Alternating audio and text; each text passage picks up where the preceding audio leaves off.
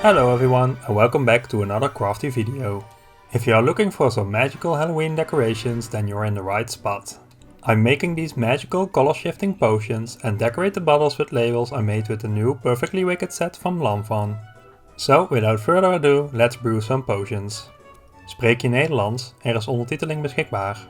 Before I'm going to make the potions, I'm going to make the labels first. I stamped out some images from the Purrfectly Wicked set and its add-on. I used Lawn Fawn jet black ink for this and I used my Misty so I can stamp multiple times if needed.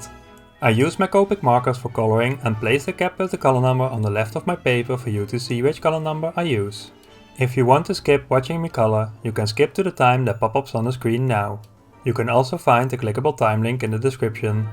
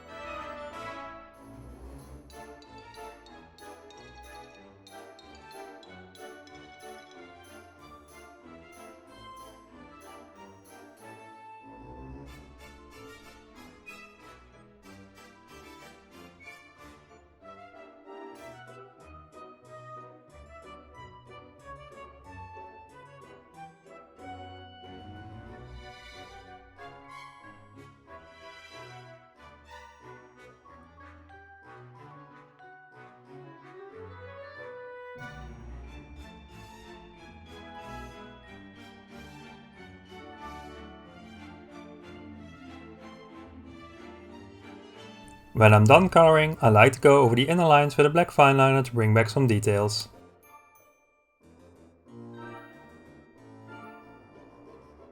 After that, it's time to add some highlights with a white gel pen.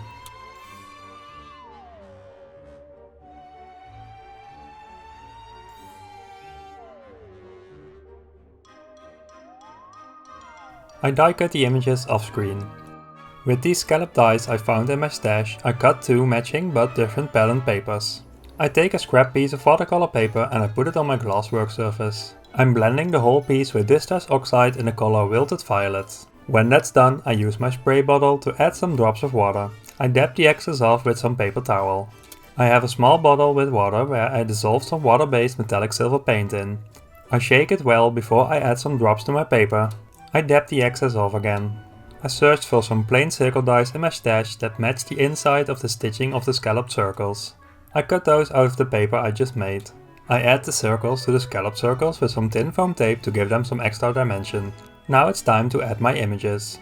First I'm adding the head and the small potion bottle to the cat.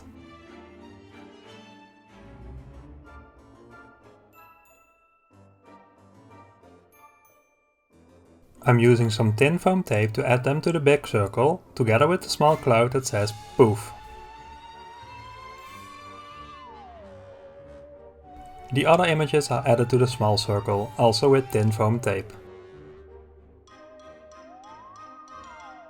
Now it's time to brew some potions. I found both bottles I'm using today at Goodwill and give them a good clean. The cap from the first bottle was just plain plastic, so I spray painted that one gold so it will fit the theme better.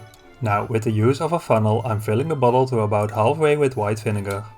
This will make it less likely that it will get icky over time because bacteria don't like the acidic environment.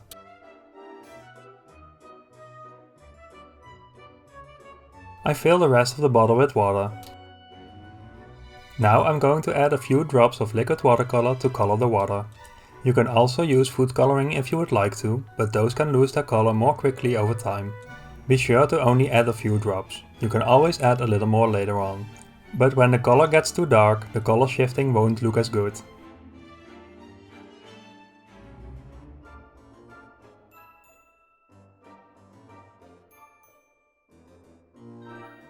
Now, the secret ingredient to this color shifting potion is mica powder. So, a little side note, do a little research when buying mica powder so you are sure it is sustainable sourced.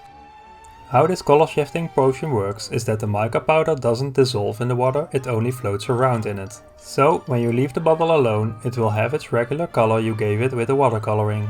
When you shake the bottle, the mica powder will start floating around, making it look like the potion shifted in color. So cool, right? I stir it in a little so I can see how I like the color of the water and decide on adding a few more drops of watercoloring.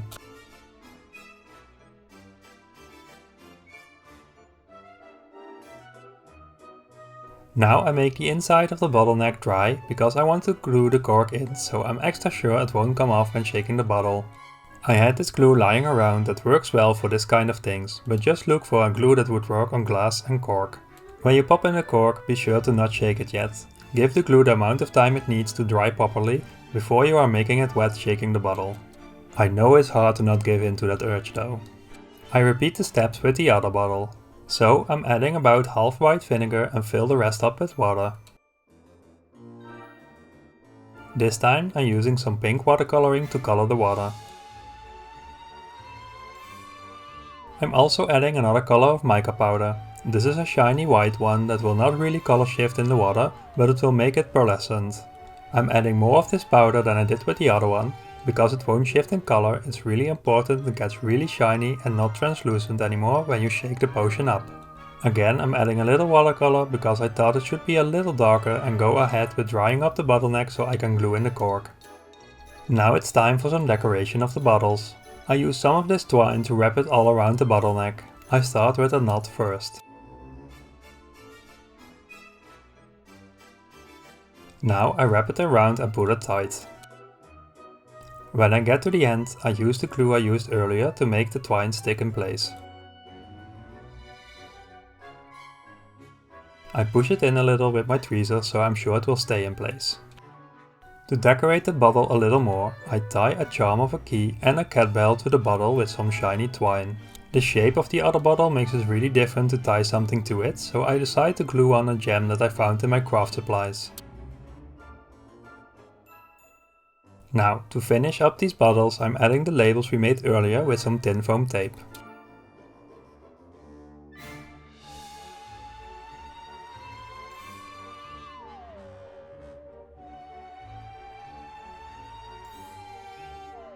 And with that, the magical color shifting potions are done. Let's watch how both of these potions do their color change when you shake them up. I love how this one goes from a clear pink to a pearlescent solid pink. This one is my favorite because it turns into a completely different color. With both potions, the pearlescent effect makes them extra magical. It also keeps twirling around in the bottle for a bit before it settled down again. I hope I inspired you with my video and that you feel inspired to get crafty as well and brew up some potions yourself. If so, please consider leaving a thumbs up, subscribing to my channel and ringing the bell to receive a notification when a new video is up. Thanks for watching, see you next time, bye!